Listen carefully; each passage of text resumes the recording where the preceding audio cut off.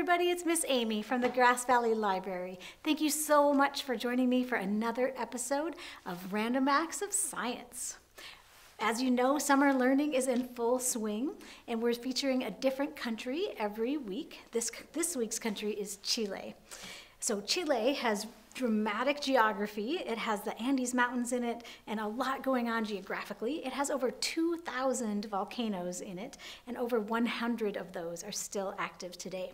So we are going to build a volcano today. We're going to talk about an acid and base reaction and what happens when you join those two things together.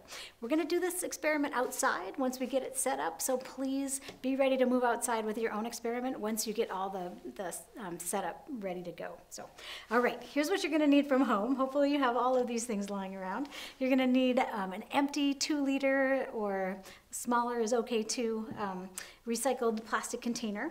You're going to need some dish soap, just a couple drops. You are going to need some baking soda, about a half a cup. You're going to need some white vinegar, some food coloring just for fun. I've got yellow and red, and some warm water. I'm also going to use a funnel, although you don't need to have a funnel. It'll work totally fine without it. It might be a little messier. So if you pick up an adventure bag, you're going to find instructions on how to do this experiment there. And so let's follow along and get started.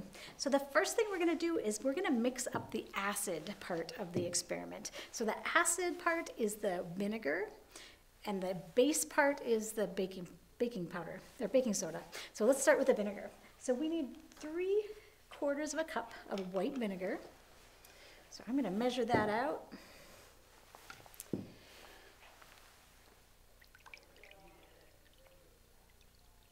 And we're going to pour that into our container here.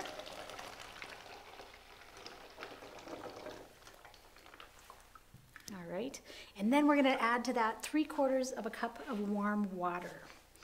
So let's get that done.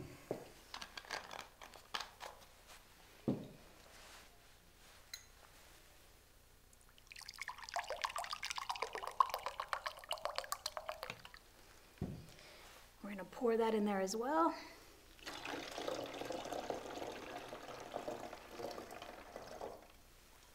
So technically, that's all you need for the acid part of the experiment, but to make it a lot more fun and a lot more fizzy, I'm going to add a little bit of the dish soap, and we're going to add some of the food coloring.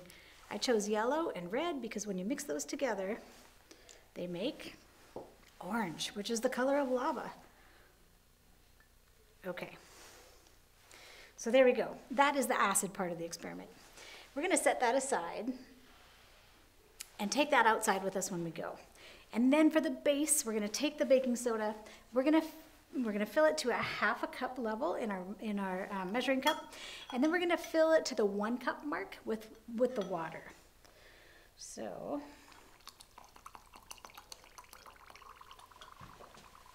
I'm going to let it settle a little bit. Yeah, that looks about right. It's bubbling because the water's kind of seeping down through all the baking soda and filling in the gaps. Or baking powder, baking soda. We're going to mix this up into what is called a slurry. And you're going to keep that spoon with you because when we get outside, we're going to need to mix it up one more time before we combine it with the acid. Okay, I think I'm ready. So if you want to follow me outside, let's go see what happens when we combine these two things. I'm mixing up my slurry one more time so it's nice and ready to go. I'm going to dump it in and then I'm going to run because I don't want to get wet. Oh, you know you got that?